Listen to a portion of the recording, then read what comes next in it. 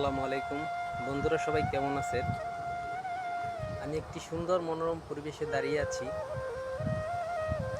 অনেক রোদ, এর মধ্যে অনেক মিষ্টি বাতাস।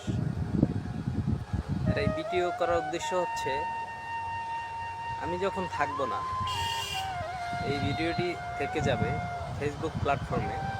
তখন সবাই আমাকে দেখবেন, আর আমাকে যারা ভালোবাসেন, স্নেহ করেন, মায়া মমতা করেন, এই ভিডিওটি দেখে সবাই হয়তো বা কাঁদবেন। সো সবাই যারা আমাকে ভালোবাসেন, লাইক কমেন্ট শেয়ার দিয়ে পাশেই থাকবেন। ধন্যবাদ সবাইকে।